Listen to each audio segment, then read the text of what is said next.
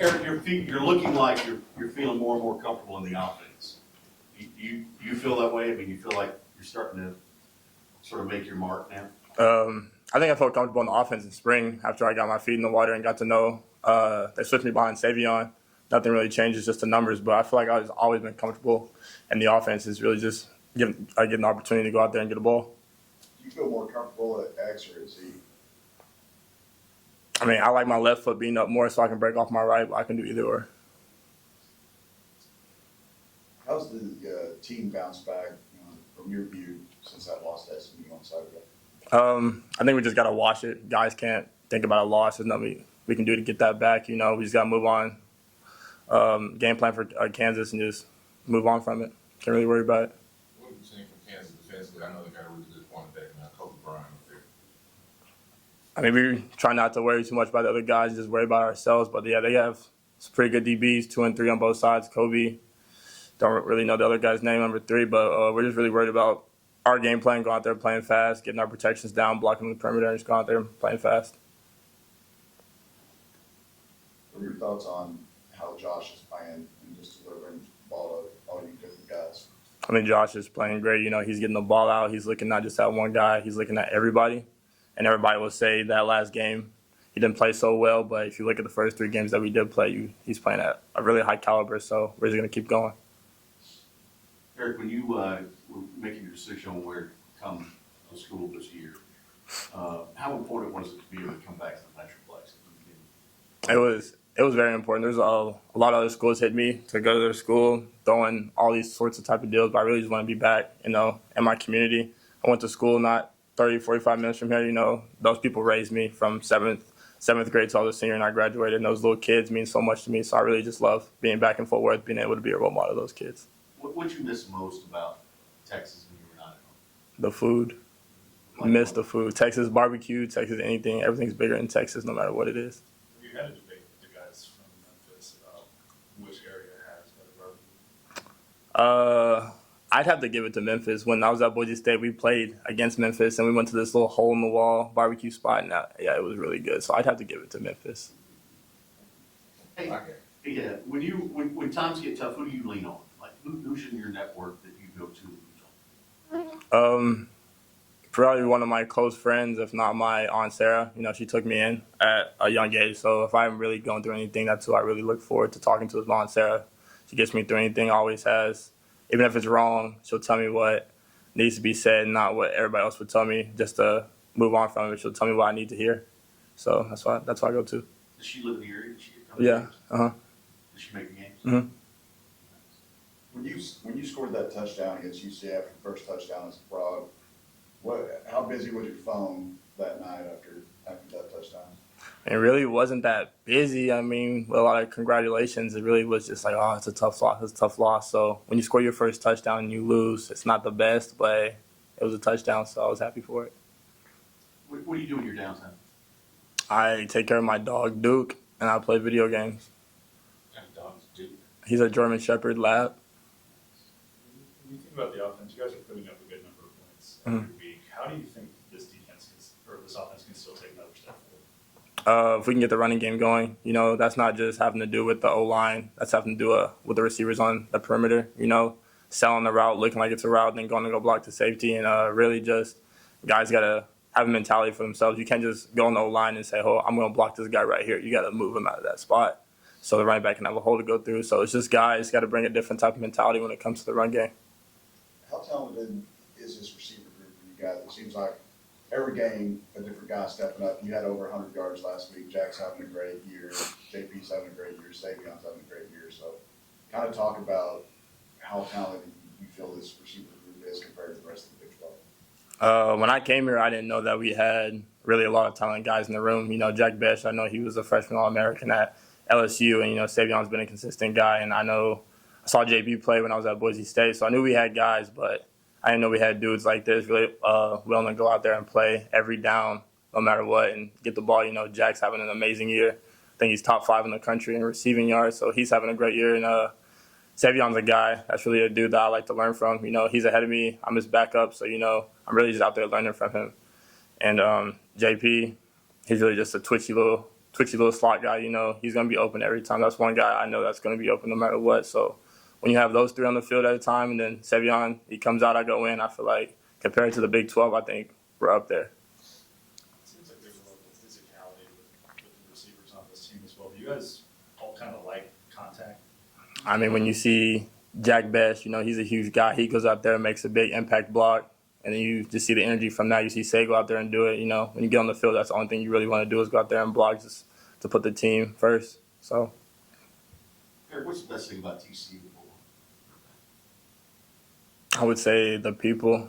This community is, I would say they really love TCU football. So, really when you go out and you play on that field, you really don't want to, let those fans down. So you're giving it your all. And it feels great to know that we have a big fan base behind us. Go straight to questions for Jack. Jack, you're having a phenomenal year, leading Big 12 receiving yardage. Did you kind of expect to see this coming?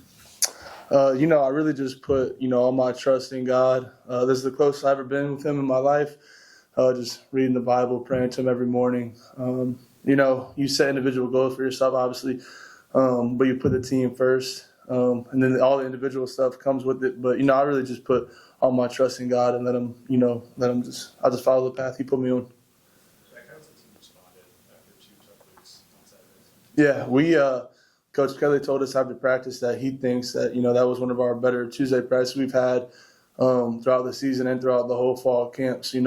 This team, we don't wave the flag. We're never going to quit. And we feel like we're about to go on a streak right now. We feel something special brewing up. Sometimes stuff happens, but, we have a really good squad. We have everybody we need. We have the coaches we need, the support staff we need, all in this building, and we couldn't be more confident in ourselves. What were you saying for fans on defense so far? Yeah, obviously we're looking at their cornerbacks. They got two good guys out there, long, athletic. They're ball hawks. They like attacking the football. They're going to be a good team.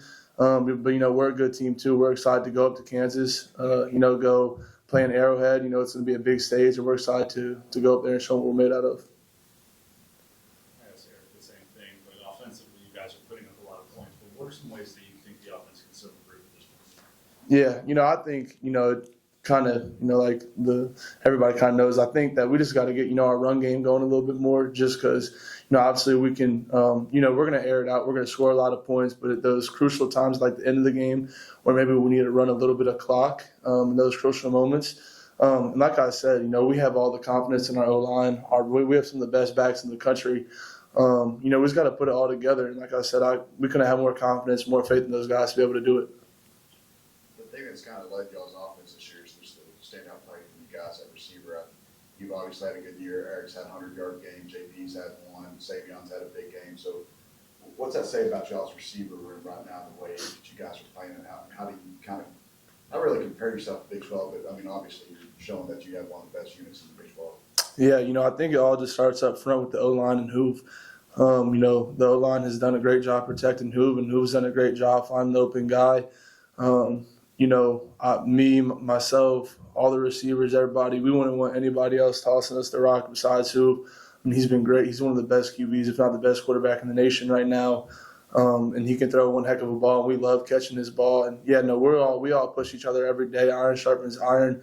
We go out there, we work hard. Coach Kelly really pushes us. He's an awesome coach, out there. He's done it before. And so, he knows all the little things, all the nuances of the game to do. And, we go out there, we sharpen each other up. So whenever game days come, it's easier than what we did during the week. That transition to Z, you made it look pretty darn easy. Did you play that in high school? Did you have a little bit of familiarity playing that position? Yeah, so really my whole life, that's what I played, outside receiver. Then my freshman year at LSU, I obviously was in the slot, but also would, I'd be solo to the boundary or, spread out to the field. So I've been super comfortable playing that my whole life. And I'm excited, obviously, to be able to get back out there. In the slot, you kind of have to navigate your way through defenders and stuff like that, where outside, it's really just one-on-one. It's you versus somebody else, and, who's going to have more of the will to go out there and get the job done. Is it going to be you, or is it going to be the guy guarding you? And, I feel like, me, and all the guys in the outside receiver room are built for those, those type of matchups. Was it a lot to learn going from H-back slot out to Z? Yeah, so my uncle Brett, who coached for the Cowboys for a while, played in the league. He's kind of a mentor to me, and he always preached just whenever you learn plays, you want to learn the whole concept, not just one route, because once you learn the whole concept, you can know what type of releases you can do, how much patience you can have in route, different things like that, to where if you just know your route, you don't really know what's going on around you, then, it kind of like flutters your game a little bit. So whenever I was in the slot room, I was trying to learn just the whole thing. To know what's going on, if I have a post route, if I have to go inside or outside the guy. So, I kind of like learning playbooks in like totality, not just one thing. So whenever I got moved out wide, I really knew most of that stuff. Been like learning from Coach Kelly, kind of deepening that relationship with him. That's my dog. I love Coach Kelly. I'm grateful that he's my coach. I'm grateful that I get to learn from him every day. Just all the experience he has. From being one of the best wideouts in college whenever he was doing it, for him going to the league, getting drafted. He had just so much knowledge and so much experience with the wideout. And, like I said, I'm so grateful to be able to be in that room and learn from him, learn all the little things, all the stuff he's learned along the road, and being a coach for as long as he's been. I've learned just so much from him, and I'm just so thankful to be in that room with him. You mentioned physicality a little bit earlier. It seems like across the board, the wide receivers here like to be physical. Is that something you guys talk about? Oh, 100%. Yak is a huge thing we talk about. Once we catch that ball and we get that ball in our hands, now you're a running back. You don't go down. You don't let the first person tackle you. You don't let the second person tackle you. You got to get the whole team on your back to get you down. And if you go watch our games, obviously that's how we play. We don't let people arm tackle us. We're going to outrun people. We're going to run through people. We're going to keep doing that week in, week out. We all know Josh likes to watch a lot of film, and with the connection you guys have obviously built this year, have you spent a lot of time watching film with Josh? Just you two guys, and maybe you guys as a receiver group watching with Josh? Yeah, for sure. Josh, he always is trying to get all the guys in to watch film, just so everybody's on the same page with what's going on this week. Different things he sees about like the DBs or the safeties or the linebackers, different keys that he can give us just to help us go win routes, to help us get open. Because like I said, with him throwing the ball, you don't even have to be open. He's going to find the open place to put it. So, he's been great. He's taken such a leadership role this whole season. He puts in so much extra time. Every time I call him to go eat dinner or something, he's usually here watching film, if it's watching practice, watching the opposing team. And he's put so much work in behind the scenes, and it's obviously all been paying off. So I'm so happy to see that for him. Anything else for Jack? Are there any things that you, as receivers, feel you can do to help improve the running game a little bit? Obviously, struggled so far this season. Is there anything you guys feel that you can do to help improve that? Yeah, I feel like obviously we pride ourselves with what we do when we don't have the ball in our hands. But, you can always get better at everything. You could be the best passer, the best rusher in the country, but you can still get better, So yeah, it's just being, being more physical, knowing when to crack block, knowing when to take two, take one, when to run off.